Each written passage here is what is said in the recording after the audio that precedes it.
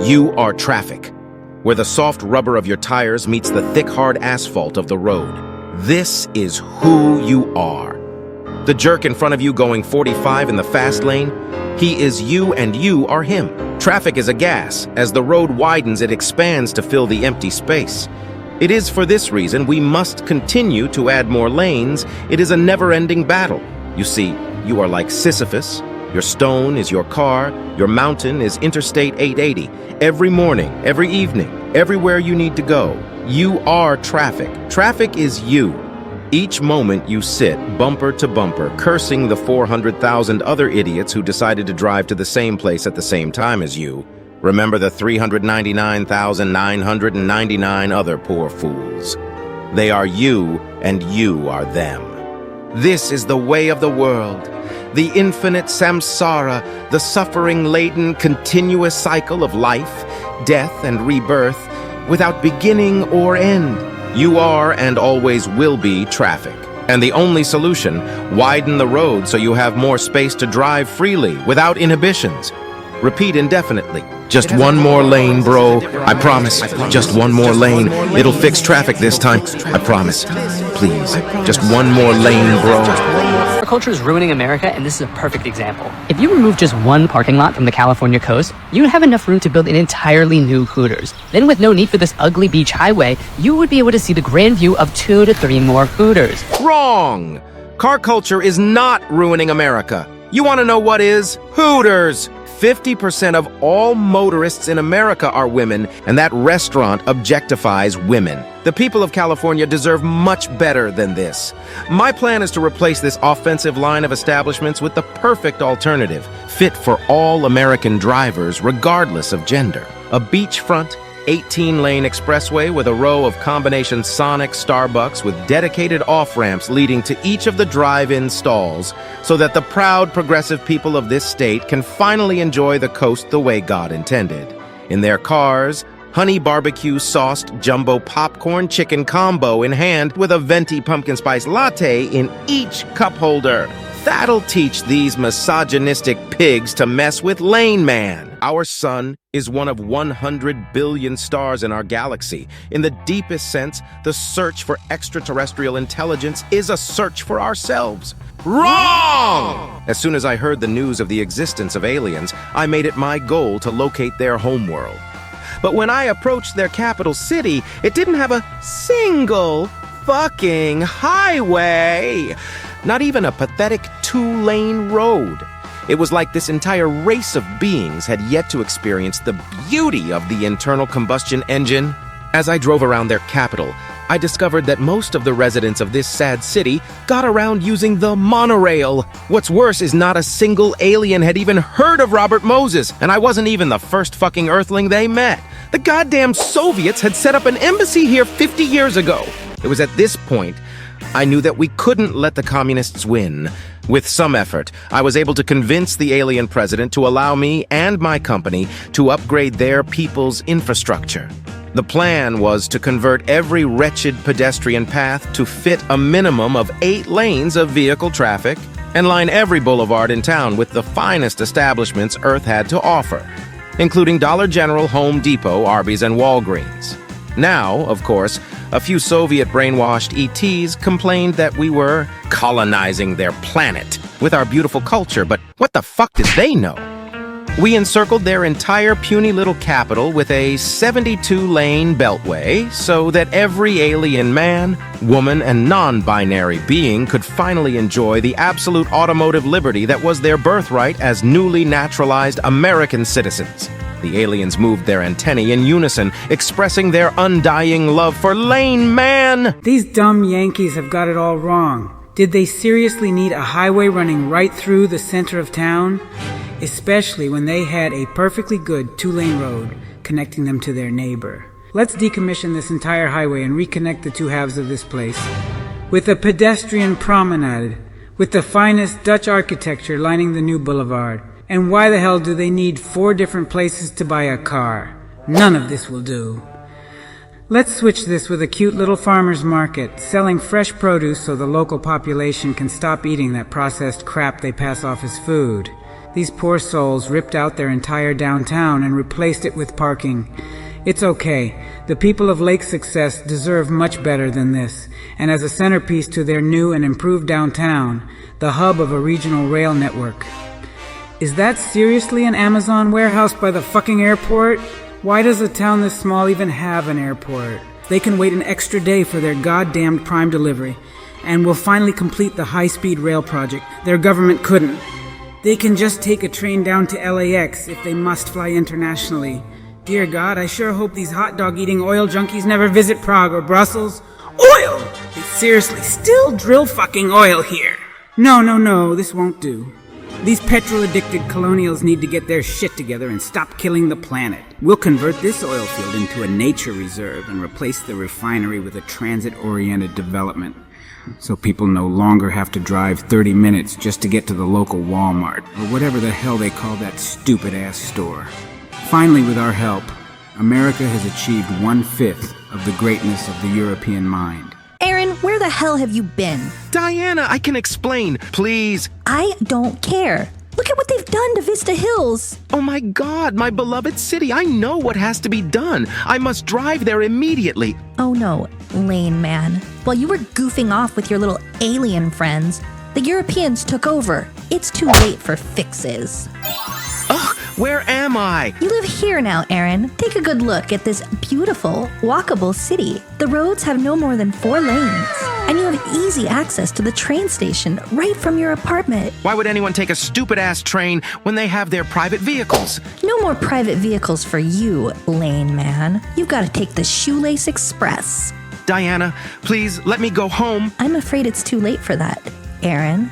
After a 2,500 light-year drive back to Earth across the depths of space, I finally had a day off, but when I got home, I was met with a rude awakening. I walked for hours across this hellish city, dealing with the locals who had never known the joy of driving 85 miles an hour down 72 lanes of top-quality American asphalt. Try as I may, I could not find a single fucking AutoZone, and the Pennzoil they did have at the bar tasted like fucking beer. With some effort, I was able to make a friend in the park, but he wanted to play basketball. Sadly, I was unable to master this game. Later that night, I was forced against my will to sing karaoke with my friend. I just wanted to curl up in a ball and die. I missed my car so much. I missed the beautiful freeways of Houston and Dubai. I wanted out of this place. And the worst part is she made me talk to my fucking neighbor. And this grown woman I had the misfortune of living next to didn't even have her driver's license. Even her cat didn't know how to drive. It was at this point I knew what had to be done. Diana, please, can I move back to my old house? My car barely fits in the garage here. I promise I will find who did this to our cities and make them pay. Okay, Lane Man. If you can keep your word, I'll think about it. Thank you, City Mommy. I promise I will make you proud. Don't forget to like and subscribe. And now, a word from our sponsors. Does your traffic ever get so bad that you hear a little voice in your head shouting, Just one more lane, bro, please. It'll fix traffic this time. I promise. or maybe you're one of those lucky few whose inner dialogue demands that, You wouldn't need all of those lanes if you just built a goddamn train. sure, both arguments have their merit, but wide highways take up too much space and trains aren't much better. Have you maybe considered blimps? That's right, you can eliminate the need for ground transport of any type by simply building blimps. Now, of course, some idiots may whine and cry, pointing out the fact there are only 25 blimps in existence in the entire world, but don't worry about that, we can always make more. Some of you may be concerned about the safety factor of making our cities so heavily reliant on such an arcane method of transportation, but let me ask you this. Can a train fly? Nope, I didn't think so. And for all you lane lovers out there, want to know what has infinite lanes in 3 dimensions? That's right, the sky. So ditch the sprawling car-centric cities of America and the train networks of Europe and Asia, and instead embrace the blimp. Your citizens will thank you. And now, our hero returns to finish his work. 2-lane roads. So narrow, so small. I pity the poor souls who are forced to live this way. Where do all the cars go when traffic is stopped and there's only 1 lane on each side? How do they live like this? There are few things I despise more in life than a 2-lane road. I've made it my life's singular goal to upgrade every 2-lane road I find. From 2 to 4, 4 to 8, 8 to 10, 10 to 12, 12 to 18, 18 to 72. I've nailed the practice of lane mathematics into a fine art. Comparable only to the great composers of old, it is I, Lane Man, the Rachmaninoff of the road, my only needed operations. Addition and multiplication. Addition and multiplication. Finishing what my esteemed mentor, Robert Moses, could never accomplish within his lifetime, tragically cut short by the devilish forces of big transit. More cars? Simple answer. More lanes. How many more do you ask? Take the maximum number you think you need, now double it.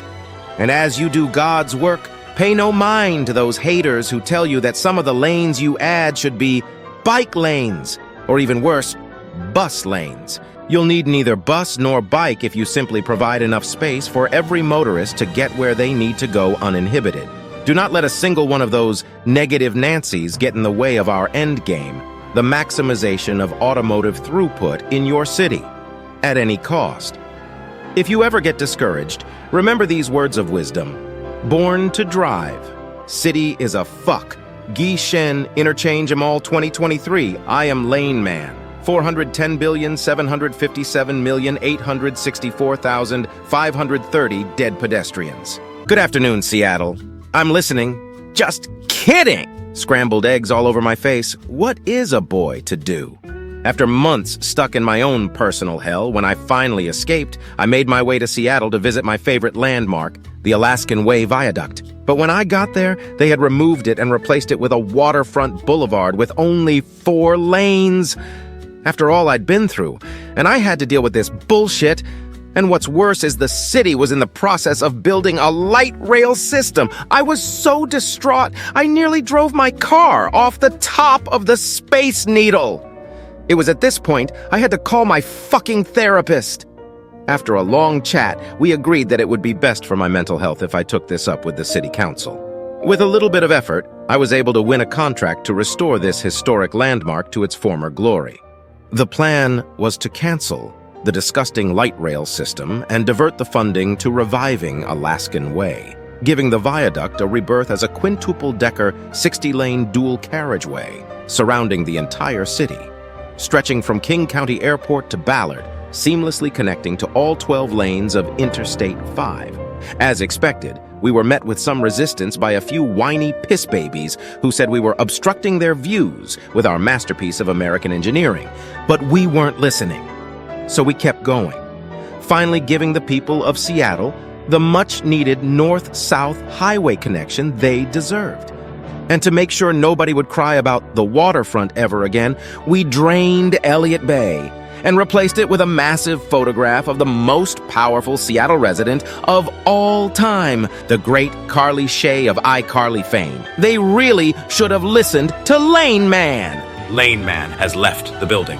So capitalism has given us another beautiful innovation today, this time courtesy of Chick-fil-A. The Chick-fil-A executives have heard our prayers for just one more lane and have decided to embrace this design philosophy for their new store in Atlanta. Chick-fil-A has built this stunning 4-lane drive-thru that goes right through the middle of the store, so no customers ever have to get out of their cars. Wrong! This is not a beautiful innovation. 20 million American drivers identify as LGBTQ, and Chick-fil-A is homophobic. I will not stand for this anti-American restaurant with only 4 lanes. The people of this beautiful nation deserve much better than this horrible mess. That's why my plan is to cancel that disgusting project and replace it with something that all drivers can enjoy, no matter who they love or what pronouns they use. Instead, we will create an all-inclusive 32-lane strode, lined with combination Taco Bell Popeyes drive-thrus as far as the eye can see, so that everyone can enjoy the highest quality cuisine that America has to offer, without being hate-crimed by that wretched 4-lane monstrosity. Lane Man supports the girls, gays, and theys. Don't like it? Go find a 2-lane road to cry on, you losers! Detroit. Cars and rock and roll, not a bad combo. Detroit is a metaphor for America's challenges and America's opportunities. Wrong! Being the birthplace of both the car and the beautiful concrete and asphalt highways that carry it across the urban landscape, surely the Motor City would be like a paradise for an enlightened, car-forward individual such as myself. But when I got there, I was not prepared for the utter disappointment I experienced. The amount of parking in this place was minimal. and they had circled downtown in this pathetic excuse for a monorail they called a people mover. I thought I was going to be sick.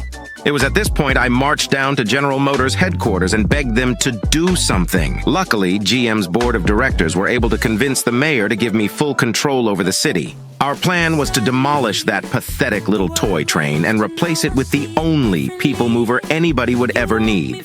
A double-decker 144-lane interstate named in honor of Detroit's greatest resident. Insane Clown Posse frontman Violent J. The Violent J Memorial Freeway would stretch from Grosse Pointe, straight over Jefferson Avenue, and across the Detroit River all the way to the heart of Windsor, Canada, so that American and Canadian alike could enjoy the unlimited power of the open road. Now, of course, a few disgusting jerks screamed and cried, claiming we were holding back Detroit's progress. But we didn't fucking care. We replaced their beloved Ford Field with an even more fitting monument to the great Henry Ford, a 500-foot-tall, solid gold F-250 pickup truck. The people of Detroit sang their hearts out in praise of the eternal glory of Lane Man. Next week, humanity will receive its most notable signal from deep space. And this time, it comes with a clear message. You should add another lane to Interstate 5 in downtown Los Angeles. Correct! While vacationing in Los Angeles, countless people tagged Diana in the comments section, and she told me I had to respond as soon as possible. Being an all-work, no-play kind of guy, I was ecstatic when I was called upon to fix the puny LA freeway system. These aliens, having remembered the favor I did them, demanded we add another lane to Interstate 5. So I heard their voice loud and clear and added 2 more lanes. Furthermore, I was able to convince them to grant me the funding to build a brand new 36-lane superhighway stretching from Hollywood to Inglewood through Anaheim, stopping in Riverside to begin its approach to the stars. After another turn in Santa Clarita, this brand new interstate would lead directly to the alien homeworld, finally allowing the people of Los Angeles the interplanetary freedom of movement they deserved, linking them with their long-lost alien brethren. It is through Lane Man all things are possible.